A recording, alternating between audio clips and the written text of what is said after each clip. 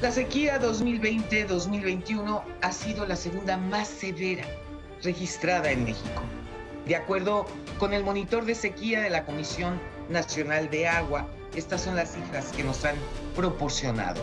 Los pronósticos climáticos indican que los siguientes meses podrían presentarse condiciones del fenómeno La Niña que ocasionarán sequías como las registradas en el país a principios del 2021. Las lluvias de los meses anteriores fueron benéficas, ya que permitieron que diversas presas del país recuperaran sus niveles de almacenamiento. Mantener estos niveles de agua dependen de quien toma decisiones, pero también de los ciudadanos, que nos corresponde hacer un mejor uso del recurso. Para hablar de este tema que nos afecta a todos, esta noche me acompaña Raúl Rodríguez Márquez, presidente del Consejo Consultivo del Agua. Quédese con nosotros esta noche. Les aseguro que el programa de verdad va a estar muy bueno. Esto es Frente a Frente, periodismo con responsabilidad. Comenzamos.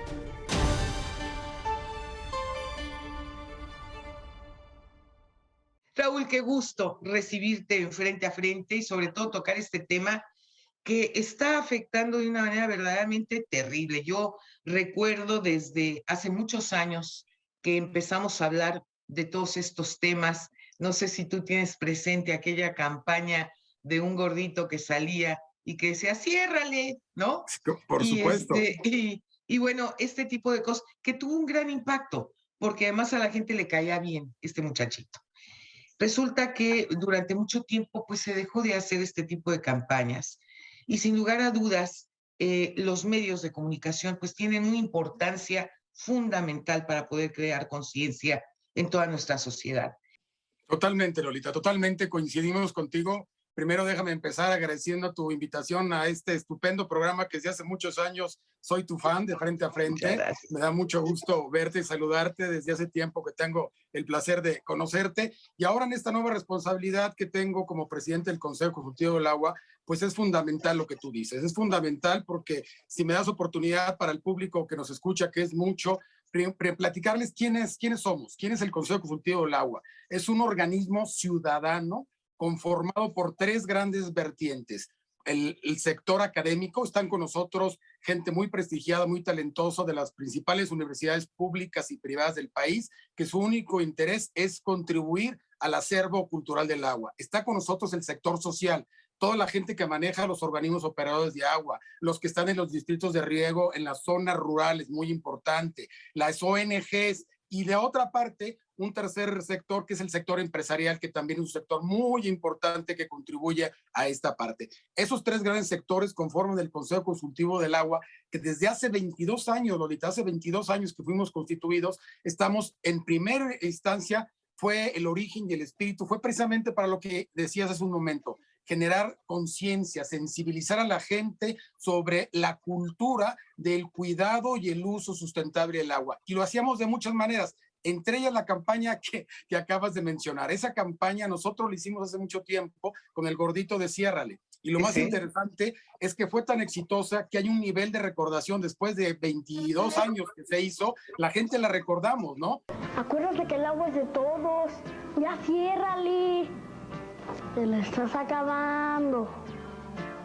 Pero te tengo una mala noticia, pues como que no permeó, porque la gente todavía sigue desperdiciando, sigue teniendo ese valor, déjame decirlo, subutilizado de lo que es el agua. Y esto es un tema muy importante porque bien lo acabas de decir, no aprendemos, Lolita. Cada año sabemos que hay periodos de sequía, periodo de escasez, periodo de estiaje, sobre todo en el caso de México, en el norte del país. En el norte del país, que paradójicamente, déjate cuento, paradójicamente del centro hacia el norte del país es donde hay menos agua, pero es donde están los estados más productivos del país económicamente hablando. Son los que más importan al Producto Interno Bruto Nacional. Del centro hacia abajo, hacia el sureste, es donde hay más agua, pero donde los estados son menos productivos por sus vocaciones regionales económicas distintas. Pero el tema es que la naturaleza nos trató diferente. Entonces, en donde un Tabasco que sobra el agua, en un Chiapas o algo así, en un Chihuahua como tu tierra o en otros lados, falta el agua. Y en este momento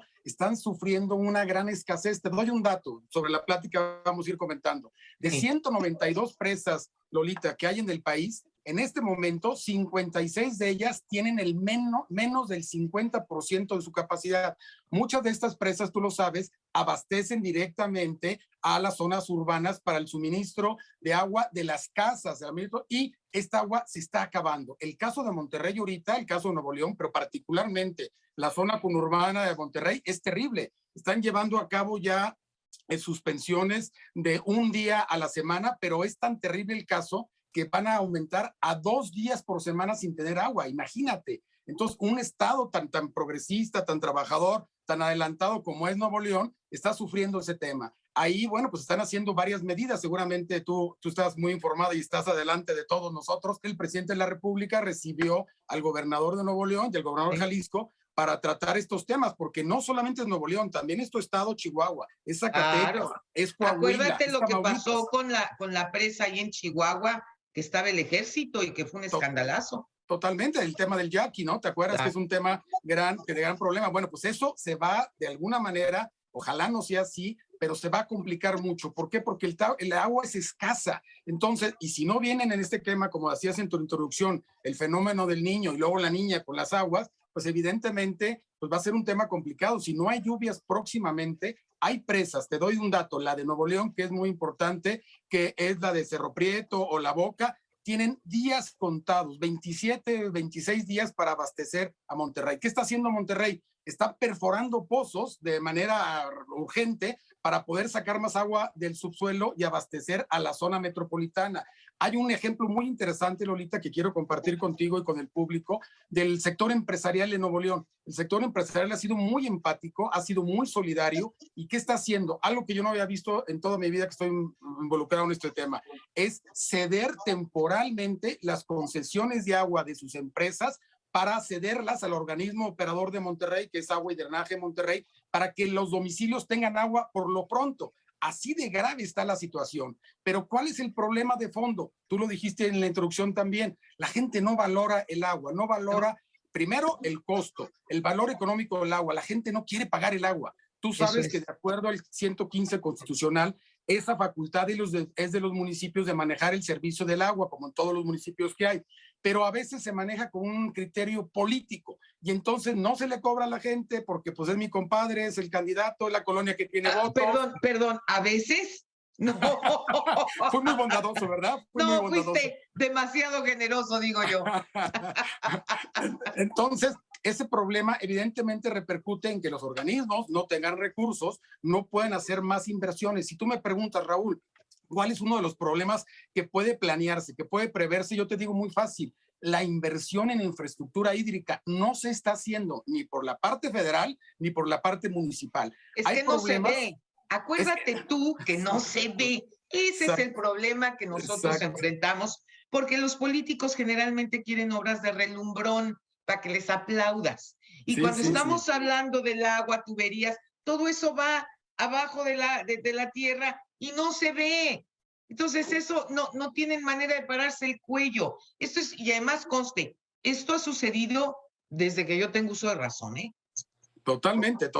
Y ese problema pues se ha hecho sistémico. ¿Por qué? Porque entonces no se invierte. Si no se invierte, hay infraestructura obsoleta. Te doy otro dato que seguramente tú ya lo conoces. En la Ciudad de México, la ciudad más grande, la concentración poblacional más grande del país, el 40% del suministro se va en fugas. Todo lo que viene del Cutzamala, que abastece la Ciudad de México, una parte importante, se pierde en fugas. Imagínate, ¿por qué? Porque las tuberías son obsoletas, de mala calidad, muy viejas. Entonces, pero no le invierten porque no se ve. La gente que menos tiene es la que más caro tiene el servicio y la gente que tiene recursos no las paga. Y entonces yo siempre hago un ejemplo muy coloquial. ¿Por qué la gente sí se preocupa en pagar su celular, sí se preocupa en pagar su cable, sí se preocupa en pagar la energía eléctrica, ¿no? Porque se la corta, y el agua no, y la subestima? Y entonces ahí tenemos que tener un claro concepto del valor económico del agua. Sabemos claramente. Es que ese es el punto, mira, que no te cortan el agua. Yo creo que aquí el primer cambio que se debería de dar para cambiar la mentalidad de muchos, es decir, a ver, tú no pagas el agua, te la van a cortar.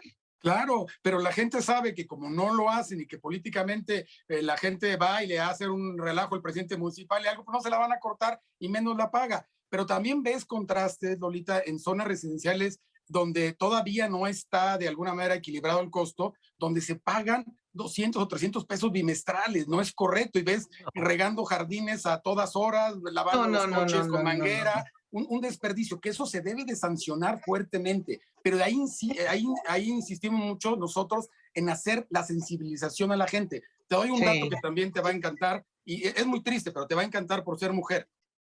Tenemos un dato de que cerca de 10 millones de mexicanos no tienen acceso al agua y tienen que ir por ella a 3, 4, 5 kilómetros. ¿Y sabes quién va por ella? Las mujeres y las niñas. Y obviamente pues no tienen oportunidad de ir a la escuela o hacer actividades productivas porque tienen que ir a acarrear, como dicen coloquialmente, el agua para lo más elemental. El agua es finita, se va a acabar. El agua en algún momento va a ser un problema. Hay una frase ahí muy conocida de que el agua es tema de seguridad nacional en todos los países. La siguiente guerra, si Dios no lo quiera, va a ser por el agua, porque el problema es del mundo. ¿Qué planteamos nosotros como un organismo, como una parte importante para aportar a las políticas públicas? Que de hecho el Consejo Consultivo del Agua está en la ley de aguas nacionales como un referente y como un órgano de consulta de Conagua. Estamos diciéndole, gobierno, deja que el sector privado participe en el financiamiento. Si en este momento el gobierno federal, por razones que todos conocemos de la pandemia, la crisis y todo esto, tiene una gran astringencia de recursos, no hay recursos y hay que priorizar los pocos que hay, deja que participe el sector privado en algunos proyectos para llevar el agua. Hay casos de éxito, Lolita, que tú debes de conocer, el público que nos ve y nos escucha lo sabe muy bien, de organismos operadores de agua que han sido privados, son los más exitosos. ¿Por qué? Porque cobran el agua. ¿Por qué? Porque tienen un justo equilibrio entre el precio y el suministro. ¿Cuál es la política que está haciendo nuestro gobierno a veces y que les hemos sugerido que lo hagan y han tenido atención en eso, sobre todo en el marco legislativo? Es decir, señores, vamos a modificar las cuotas que pague el que consume en función de su consumo y ya verás que inmediatamente que le cueste, al día siguiente o al mes siguiente lo va a reparar y va a generar conciencia. Eso se llama sentido de responsabilidad y de verdad, desde aquí hago yo un llamado y lo hago con un alto sentido de responsabilidad. Tenemos que tomarnos de la mano todos, hacer lo que a cada quien nos compete, nos corresponde, para poder darle una solución en la medida de lo posible a todo esto que estamos nosotros viviendo y experimentando. Si no, ¿qué tipo de país le vamos a heredar a los hijos? Le vamos a heredar a los nietos. Sin duda, sin duda. Yo creo que debe de ser así. Yo creo que es un tema, insisto, de la seguridad nacional, Lolita, y de verdad, este espacio contigo de poder sensibilizar a la gente y que voltee a ver, a sensibilizar a la gente y que voltee a ver al problema y que diga, oye, sí, cierto, porque la gente solamente ve el problema cuando abre la llave y ya no sale el agua. Y no hay agua, entonces claro. Ahí están los problemas, ¿no? Y eso es lo que debemos evitar. Raúl, te agradezco muchísimo que hayas estado conmigo esta noche y sobre todo que hayamos podido compartir con todo nuestro auditorio estas inquietudes, esta preocupación para que juntos, tomados de la mano, todos, aquí no se zafa nadie, ¿eh? Todos podamos hacer nuestra parte. Sí es importante reclamarle al gobierno, desde luego, pero nosotros como ciudadanos, ¿dónde está nuestra parte de responsabilidad? ¿Dónde está lo que nosotros tenemos que hacer? No nada más lleguemos a gritonear. Nosotros como sociedad tenemos que hacer nuestra parte. Te mando un abrazo de verdad. Muchas gracias, Lolita. Y termino diciendo una frase que acuñamos y que creo que viene muy a la orden en esto. Creo que todos somos parte de la solución. Claro, por supuesto que sí. No se pierda nuestro próximo programa. México vive tiempos de cambio, tiempos de dar la cara, tiempos para hablar frente a frente. Muy buenas noches.